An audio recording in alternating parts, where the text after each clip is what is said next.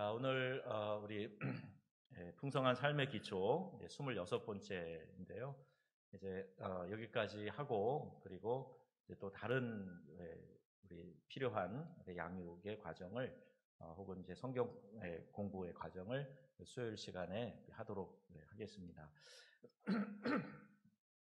우리가 그리스도의 몸에 속해서 공동체를 세워 나가려면 서로 사랑하고 또 섬기고 용서하고 용납해야 된다. 지난 주일 말씀 기억하시죠? 그리고 여기에서 우리가 한 가지 더 중요한 것이 있는데 그것이 바로 우리가 은사를 통해서 세워져 가는 겁니다. 그러니까 믿음의 생활을 하면서 하나님이 우리에게 주신 은사를 발견하고 또 그 은사를 개발하고 은사를 통해서 공동체를 세워나가는 것. 이게 공동체를 유지하고 또 발전시키는 데 있어서 아주 중요한 일이다 하는 거예요. 그래서 고린도전서 12장에 보면 이 공동체에 주시는 은사에 대해서 잘 설명해 주고 있습니다. 12장 4절에서 11절까지 말씀을 보면요. 은사는 여러 가지나 성령은 같고 직분은 여러 가지나 주는 같으며 또 사역은 여러 가지나 모든 것을 모든 사람 가운데서 이루시는 하나님은 같으니. 이렇게 시작되는 말이에요. 그 뒤에 가면은 이제 여러 은사들에 대해서 이제 설명을 하고 있습니다. 자, 3절을 특별히 보시면 거기 3절에 우리 3절 말씀 혹시 보여지시나요?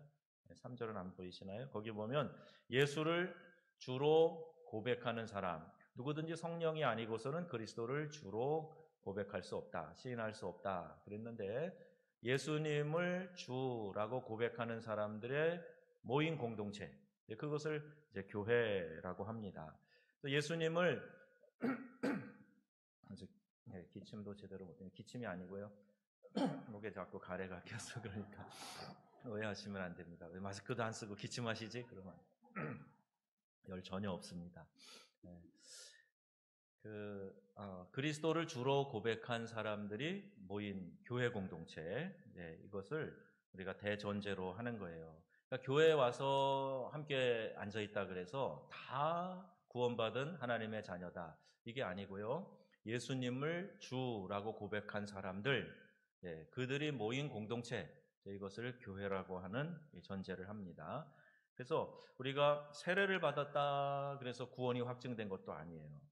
아프리카 같은 데서 보면요, 막 세례 달라고 떼부려요. 그래서 왜 세례를 받으려고 그래? 그러면 세례 받아야 천국 가지 않습니까? 이렇게 얘기하는 사람이 있는데, 세례는 구원받은 하나님의 자녀입니다 하는 것을 공적으로 선포하는 거지, 세례 받았다 그래서 예수를 구주로 영접하거나 고백하지도 않았음에도 불구하고 무조건 천국 간다, 그거 아니라는 얘기죠. 그러니까 교회에 있다 그래서 다 양이고 알곡이고 그게 아니에요. 교회 공동체에 모여 있어도 예수를 주로 고백하고 예수님을 왕으로 모시고 살아가는 사람, 그들이 진정 그리스도인이다 그랬는데, 성령께서 우리를 그렇게 시인하도록, 예수를 주라고 시인할 수 있도록 해주신다, 그런 거예요.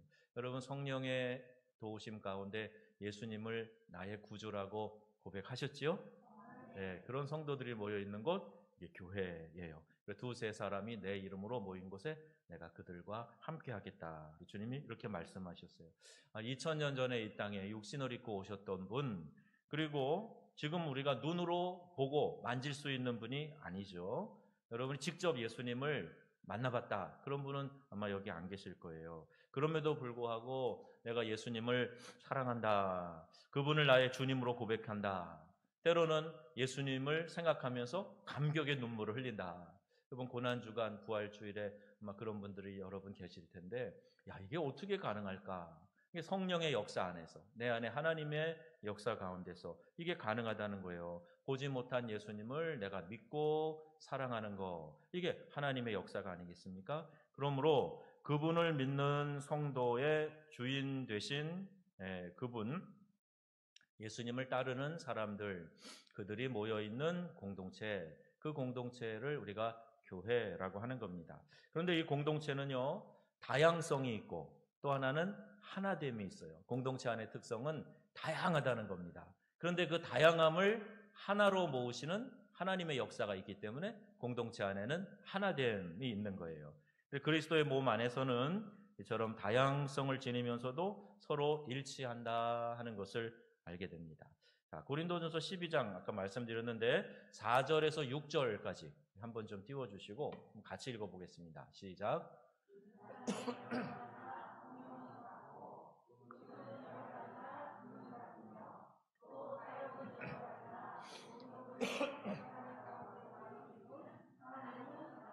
아멘.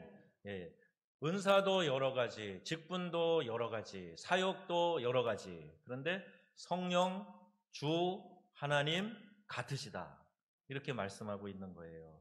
이 말씀을 우리가 생각해 보면 사역의 다양성, 은사의 다양성, 직분의 다양성, 이걸 우리가 인정해야 된다는 얘기죠. 우리 권사님들이, 시무 권사님들이 많이 계신데 23분인가 이렇게 계신데요. 옛날 우리 교회 역사들을 이렇게 뒤져보면은 몇 분 안 계시더라고요. 뭐 4-5분 계셨을 때도 있고, 그리 많지 않아요. 지금 보면은 우리 권사님들도 많아요. 다 권사님이고, 또 어느 서울의 뭐 주님의 교회인가요? 아니면 지금 이제 그 외국인 공동묘지 있는데 양화진에 있는 교회 뭐였죠? 이재철 목사님 목회하시던. 네, 갑자기 생각이 안 나네요. 100주년 기념교회. 예, 100주년 기념교회에서 거기 통합적 교회인데 연세 드신 분들은 다 권사님, 다 장로님이라고 부르자. 우리 교회 그렇게 하겠다. 그래가지고 막 교단에서 큰 난리가 나고 위법이라고 그러고 그랬던 적이 있어요. 심적으로는 이해가 되고 공감이 돼요. 신앙생활 오래 하시고 교회에서 연세가 되신 분들을 다 장로님이라고 불러드리고 싶은 그런 마음이 드는 사람들이 있잖아요. 예, 그래서 이해가 되지만 그건 법적으로 안 되는 거고, 근데 직분을 다 똑같이 교회 안에서 이것이 마치 올라가는 걸로 생각을 해서 어떤 직분을 다 똑같이 가질 필요 없다. 직분도 다양하고 성령 은사도 다양하고 사역도 다양하다. 그러나 한 하나님께서 이 모든 것을 이끌고 계시다. 이 말씀이 고린도전서 12장에서 우리에게 가르쳐 주시는 말씀이죠. 또 여기 보면요, 8절에서 10절에 나오는 이 다양한 은사에 대해서 소개하고 있는데 이런저런 은사가 있어요. 여기 이제 어떤 은사가 있는가 보시면 성령으로 말미암아 어떤 사람에게는 지혜의 말씀을, 어떤 사람에게는 같은 성령을 따라 지식의 말씀을, 또 다른 사람에게는 믿음, 어떤 이에게는 병 고치는 은사, 능력 행함, 예언을 함, 어떤 사람에게는 영들을 분별함, 또 다른 이들에게는 방언을 말함, 어떤 사람에게 방언을 통역함, 이런 은사들을 다양하게 주신단 말이에요. 이거보다도 더 많은 은사들이 있어요. 피터 웨그너라는 신학자가 이 성령의 은사에 대해서 이제 책을 썼는데 아주 더 세분해서 여러 가지 성령의 은사들을 기록하고 있어요. 그러면 우리가 신앙생활을 하는 가운데 하나 되는 비결이 있습니다. 그것은 다양성을 인정하고, 특별히 은사의 다양성, 사역의 다양성, 그것을 인정하고 그 은사를 주신 주님을 기억하고 바라보면서 주님이 기뻐하실 일을 향해서 나아가면 하나 되는 거예요. 내가 받은 은사만 중요하게 생각하고 내가 하는 사역만 귀한 것으로 생각하고 다른 사람 앞에서 특히 공동체 안에서 잘난 체하고 하면 수많은 사람들이 자기를 주장하면서 튀는 그런 공동체가 되고 말 거예요. 그래서 여러분 이런 부분을 우리가 주의하면서 내게 하나님이 어떤 은사를 주셨는가 그 받은 은사에 따라서 기쁨으로 행하세요. 그런데 나뿐만 아니라 다른 사람에게는 또 다른 은사를 주셨어. 저분은 저 은사로 섬기는 모습이 참 귀해. 그렇게 인정하고 함께 주님이 기뻐하실 뜻이 무엇일까? 그걸 향해서 내가 가진 은사를 최대한으로 선용하는 거, 이게 하나됨의 비결인 줄로 믿습니다. 7절에 우리에게 다양한 은사를 주신 목적이 나와요. 12장 7절 말씀인데요. 이렇게 기록되어 있어요. 7절 말씀. 각 사람에게 성령을 나타내심은 유익하게 하려 하심이라. 아멘. 그런데 이 번역이 좀 아쉬워요. 여기 뭐가 빠졌어요. 단어 하나가. 뭐가 유익한지 그게 빠졌어요. 우리가 이 번역을 한국어로 읽을 때 각 사람에게 성령을 나타내심은 유익하게 하려 하심이라 그러니까 나 개인을 유익하게 하는 걸로 생각해서 그렇지. 은사 받으면 좋지. 그럼 내가 영적 유익이 생기는 거지. 여기까지만 생각한단 말이에요. 그런데 이 문장의 원뜻은 그게 아니고요. 공동체를 유익하게 하려 하심이라. 이 말씀이에요. 그러니까 나에게 은사를 주셔서 그 공동체에 있게 하신 것은 그 교회 공동체, 내가 섬기는 목장, 그 공동체의 유익을 위해서 은사를 주신다. 더 잘 섬기라고 은사를 주셨다. 이렇게 우리에게 말씀하고 계시는 겁니다. 예언의 은사를 가진 사람이 과거에 그런 일이 있었어요. 한참 한국교회 성령 시대, 제가 어린 시절을 보냈는데 이런 영적 질서를 무시하고 내가 예언의 은사를 받았다 그래가지고요, 교회 안에서 막 따로 자기 그룹을 만들어서, 혹은 교회 안에 있는 영적 질서도 다 무시하고 자기가 최고라고 생각하고, 그리고 나한테 와서 예언기도 받아 막 이렇게 하고, 그래서 어지럽히는 그런 일들도 있었어요. 또 자기를 이렇게 따르고 추앙하게 만드는 그런 사람, 은사를 받았다고 그렇게 하는 사람들도 있었어요. 방언을 하든지 방언 통역을 하든지 또는 병 고치는 은사를 받았다고 할지라도 교회 안에서 그 공동체를 잘 세우고 유익을 끼치라고 주신 거지, 자기 자신을 드러내려고, 자기 영적 권위를 나타내려고 그런 은사를 주신 게 아니란 말입니다. 어떤 분들은 병 고치는 은사 받고 예언의 은사를 받았다고 그래서 마치 이제 이 세속에 있는 무당 점장이처럼 그렇게 복채받는 듯이 헌금 받으면서 개인적으로 그렇게 하는, 아주 잘못 이해하고 있는 그런 현상도 한국 교회에 많이 있었어요. 요새는 많이 이제 그런 일들이 주변에서 보여지지는 않지만 항상 유의해야 될 부분이기도 합니다. 하나님은 교회 공동체의 유익을 위해서 이와 같은 은사를 주신다 하는 것을 꼭 기억하시기를 바라고요. 그래서 우리 각 성도들은 받은 은사를 가지고 교회에 유익을 끼치는데, 내가 속한 영적 공동체에 유익을 끼치는데 최선을 다해서 받은 사명, 그 은사를 잘 감당해야 되는 거예요. 가르치는 은사를 가진 사람도 있고 또 섬기는 은사를 가진 사람도 있고 긍휼히 여기는 은사를 가진 사람도 있어요. 그들에게는 하나님이 독특한 그 은사를 주셔서 그 일을 할 때 기쁘고 보람이 있고 또 남들보다 더 잘할 수 있는 그런 역량도 하나님이 더해 주신단 말입니다. 이미 여러분이 어떤 은사들을 하나님이 주셨을 텐데 그것을 잘 발견하고 개발하고 그 일을 잘 사역으로 나타내는 거, 이게 참 중요한 일이에요. 오늘 12절에서 13절, 고린도전서 12장 12절 13절 그 말씀 다시 한번 읽어보겠습니다. 몸은 하나인데 많은 지체가 있고 몸의 지체가 많으나 한 몸인과 같이 그리스도도 그러하니라. 우리가 유대인이나 헬라인이나 종이나 자유인이나 다 한 성령으로 세례를 받아 한 몸이 되었고 또 한, 아멘. 여기도 한 몸, 한 성령이라는 표현이 계속 등장을 하죠. 우리 각자에게 나눠주신 성령의 은사를 통해서 이 하나된 공동체를 섬겨야 한다 하는 거예요. 오늘 대표 기도해 주신 김호덕 권사님이 어떻게 설교를 아시고 또 이렇게 대표 기도에 그런 기도를 하게 하셨는가? 이것도 한 성령의 역사인 줄로 믿습니다. 하나님은 하나되게 하시는 영이에요. 성령의 하나되게 하심을 힘써 지키라, 이 말씀이에요. 그러니까 어떤 이유로든지 어떤 정당한 핑계를 대서 분열을 일으키는 것은 하나님의 선하신 뜻이 아니다. 은사를 주신 것도 역시 분열을 일으키는 데 있어서는 절대 안 된다. 영적 질서를 흐트러 놓는데, 사람들을 해치는데 사용해서는 안 된다는 거예요. 그리스도의 몸에 속한 우리 모두는 성령께서 주신 은사가 다 있습니다. 어떤 특별한 사람에게만 은사를 주시고 어떤 사람에게는 하나도 안 주시고 그게 아니고요, 나름대로의 은사들을 하나님이 주셨어요. 근데 은사가 좀 강력하게 나타나는 사람도 있고 어떤 분은 아직까지 그 은사를 발견하지 못해서 활용하지 못하는 분들도 있어요. 그 차이만 있을 뿐이에요. 근데 은사란 대개의 경우에 자기가 무엇을 할 때 좀 잘하는 거 있잖아요.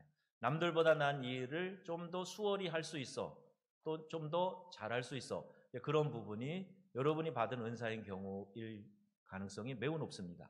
그리고 그 은사를 활용해서 할 때 기쁨이 있어요. 이거 하나님이 주신 은사를 활용해서 하나님께 영광을 돌리는 거기 때문에 거기에서 기쁨이 있는 거예요.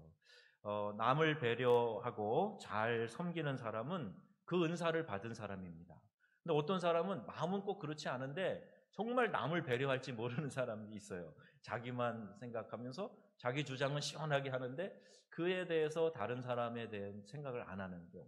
근데 어떤 사람은 남들을 더 많이 신경을 써갖고 이 얘기를 하면 저 사람은 어떻게 생각할까? 내가 이렇게 섬겨주면 저 사람이 더 좋아하겠지. 항상 남들을 먼저 생각하는 사람이 있거든요. 그 사람은 성품이 그러기도 하겠지만은 하나님이 그에게 그런 섬기는 은사, 긍휼의 은사를 주셨기 때문에 그게 더 많이 보이는 거예요.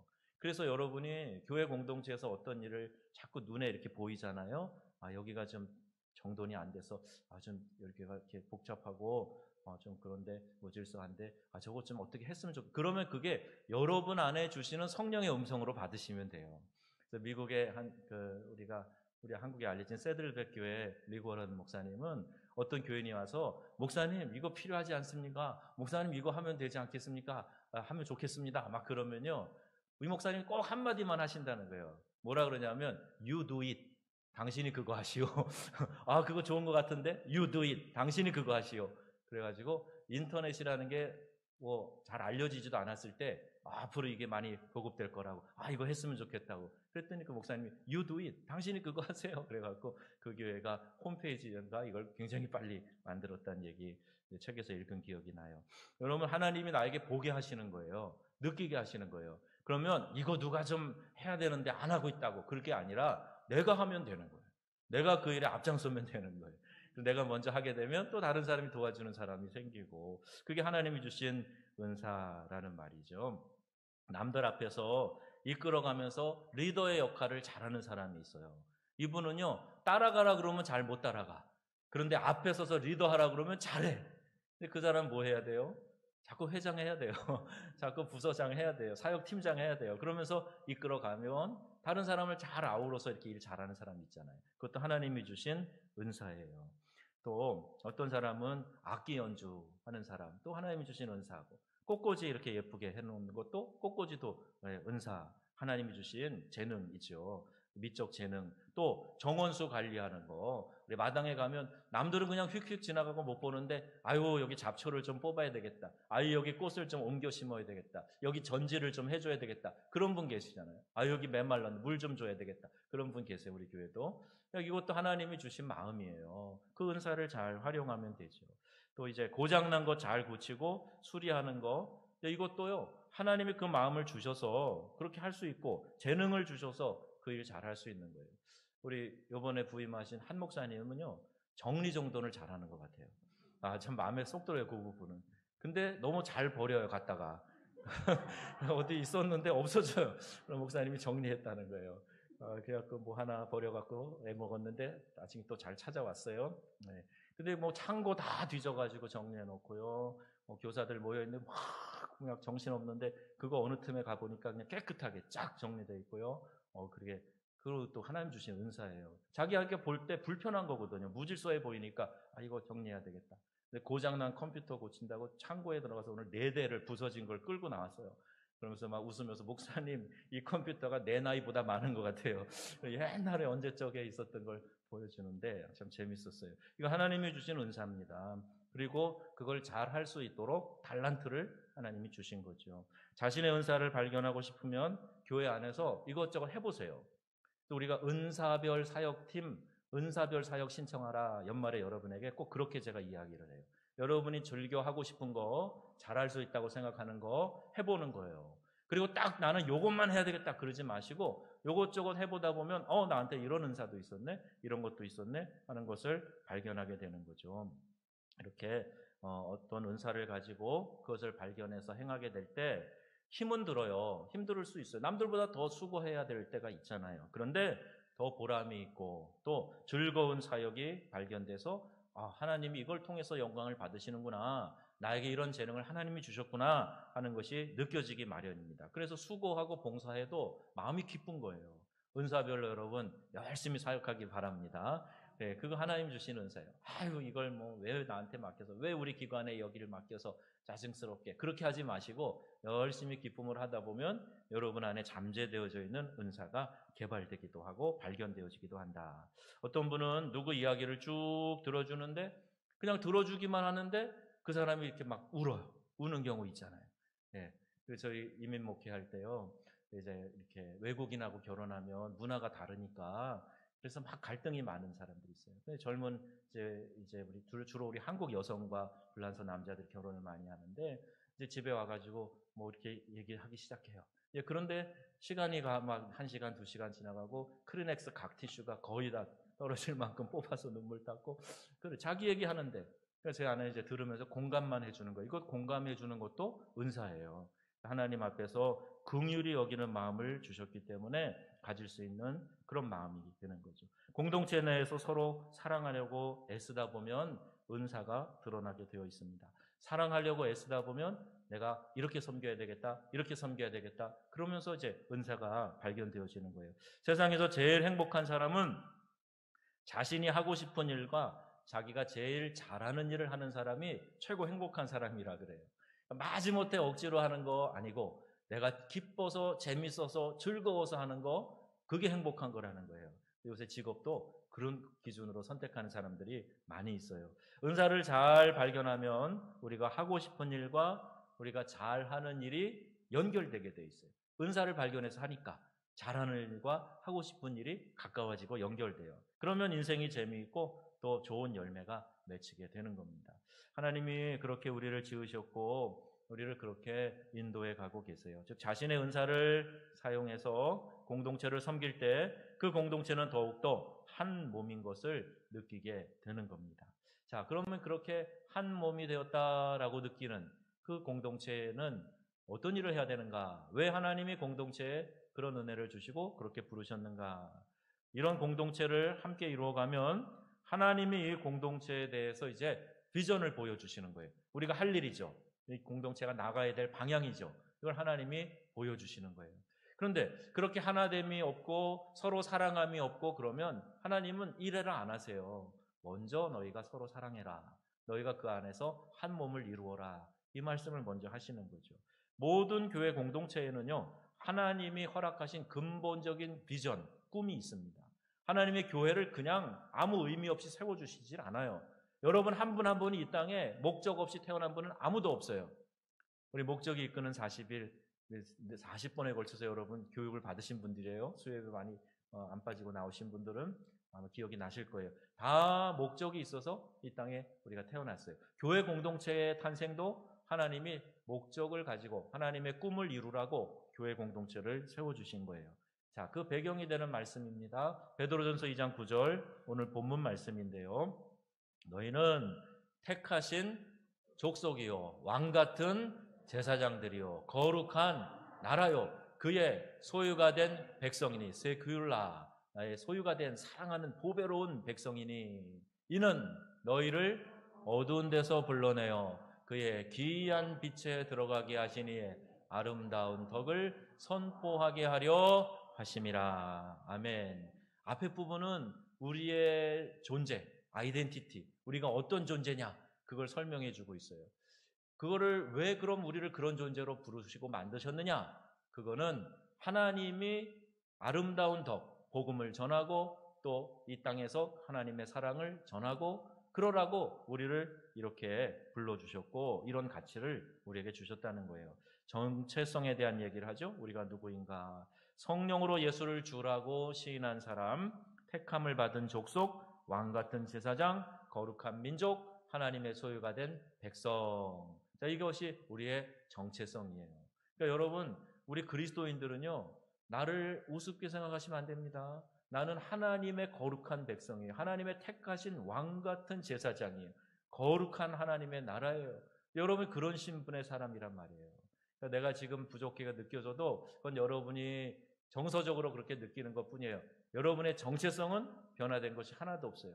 여러분이 하나님 안에서 성령 안에서 예수를 주라고 시인하는 한 여러분은 하나님의 소유가 된 그분의 귀한 백성임을 기억하시기를 주의 이름으로 축원합니다. 거룩한 백성이에요. 하나님의 보물, 하나님의 보배라는 그 언어의 의미를 가지고 있어요. 이런 자의식을 가지고 서로 존중하고 사랑해라 성경은 말씀하고 있습니다. 그러니까 여러분 자신도 스스로를 사랑하셔야 되고요. 또 다른 사람도 사랑해 주셔야 되는 이유가 그도 역시 하나님의 자녀이기 때문에 하나님의 눈으로 볼 때 그도 역시 보배롭고 존귀한 사람이기 때문에 이사야 43장 말씀처럼 그러니 내가 함부로 그 사람을 대하고 평가절하해서는 안 돼요. 하나님도 보배롭고 존귀하다 그랬는데 왜 내가 그 사람을 평가절하하고 무가치하다고 하고 그럼 그렇게 할 수 없는 거죠. 하나님이 우리를 이렇게 여겨주신 뜻이 어디에 있는가? 그게 바로 아름다운 덕을 선포하게 하려 하심이라. 같이 한번 읽어볼까요? 아름다운 덕을 선포하게 하려 하심이라. 아멘. 궁극적으로는요, 구원의 복음을 전하는 거예요.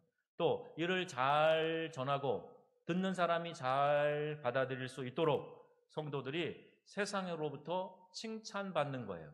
아름다운 덕. 야, 저 교회가 저런 일을 했대. 저분이 교회 다니는 집사님이라는데 저분이 저런 선행을 했대. 참 양심도 바르신 분이고 예의범절도 바르신 분이고 참 귀감이 되는 분이야. 이런 얘기를 통해서 하나님의 사랑을 선포하고 하나님의 영광을 드러내는 그 일로 우리가 부르심을 받았다 하는 겁니다. 자, 그런 칭찬을 듣는 궁극적인 이유는 뭐예요? 복음 전도에서 영혼 구원하라고 우리에게 그런 선행을 명하고 계시는 거예요. 전도도 하고 지역사회 봉사도 해서 세상 사람들이 하나님의 사랑을 맛볼 수 있도록 해줘야 된다. 이것이 바로 교회 공동체의 일반적 부르심이에요. 교회는 이 고귀한 사명을 잘 감당하기 위해서 구체적으로 세상을 섬기는 사역을 진행해야 됩니다. 그런 전도하고 선교하는 일, 영혼 구원하는 일이죠. 이 가치를 위해서 하나님이 교회를 세우셨어요. 이것만 있는가? 아니요. 이와 동시에 지역사회에 봉사하는 거, 말씀드렸지만 지역사회에 봉사하는 거, 이거 굉장히 중요한 일입니다. 교회를 지금 이 상동 지역에 세우셨으면 이 상동 지역을 빛나게 하는데 이 지역의 어둠의 권세를 몰아내고 이 지역에 있는 사람들이 하나님의 영적인 그 축복을 누릴 수 있도록 하는데 우리가 쓰임 받아야 된다 하는 거예요. 그러니까 선행을 우리가 하나님이 기뻐하실 일들을 기쁨으로 감당해야 되겠죠. 우리 교회는 이제 사순절 때 물론 다른 절기에도 또 연말에도 하지만 사순절 기간에 우리 금식도 하고 또 특별히 나눔의 헌금을 하고 그래서 주로 이제 사단법인 글로벌 비전이나 월드 비전을 통해서 이 나눔을 실천하고 있어요. 우리 교인들도 여러분 참석하고 계시잖아요. 더 어려운 지역에 나눔을 실천하는 거, 그리스도의 사랑을 전하는 거, 이거 하나님이 우리에게 명하신 겁니다. 우리가 복음 전도만 얘기하고 이런 사회에서의 봉사, 섬기는 일을 등한시 여기는 거, 이거 하나님의 뜻이 아니에요. 우리 복음주의 입장에 있는 보수적인 신앙을 갖고 있는 사람들도 영혼 구원을 위해서 복음을 전해야 되는데 동시에 지역사회를 봉사하고 섬기면서 그들의 마음을 활짝 열어서 복음을 잘 받아들일 수 있도록 해주는 거예요. 이게 참 중요한 겁니다. 그래서 교회는 좋은 평판을 들어야 돼요. 저 교회는 복잡해. 저 교회는 다툼과 싸움이 끊이질 않아. 이런 얘기를 들어서는 안 돼요. 저 교회는 좋은 일 많이 해. 이단들도 그래서 포교를 위해서 좋은 일을 많이 하는 마당인데 우리는 하나님의 명령이 이렇게 분명히 있음에도 불구하고 우리끼리만 잘 먹고 잘 지내자 그러고 즐겁게 지내자 그러고 그리고 지역사회에 믿지 않는 사람들을 향해서는 아무런 선행도 베풀지 않고 이래서는 안 됩니다. 교회가 마땅히 해야 될 일이에요. 우리 주변에 어려운 이들 관심과 사랑으로 돌봐야 할 이들을 찾아보고 또 재정적으로 어려운 학생들 있으면 교회가 우리 지역사회에 있는 사람들, 우리 교회 교인이 아니어도 그들을 발굴해서 또 이제 격려하고 장학금도 지급해주고 이러면서 지역사회를 훈훈하게 하는 일에 앞장서야 되겠죠.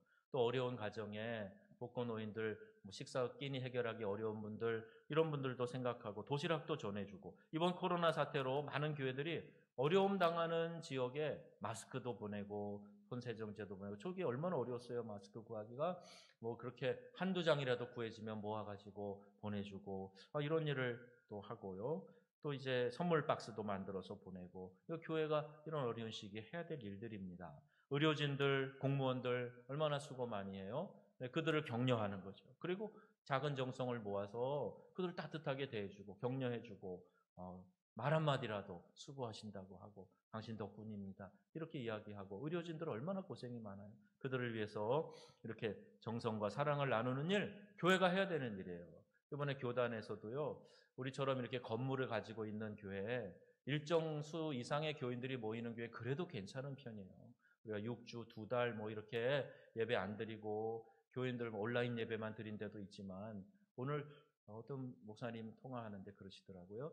보통 교회들이 재정을 이제 100%의 재정에서 60%로 내려서 잡는데요. 60%로 헌금이 5분의 1밖에 안 나오는 그런 교회들. 일찌감치 온라인 예배로 전환하고 모이는 예배 안 한 데는요. 5분의 1로 줄었다는 거예요.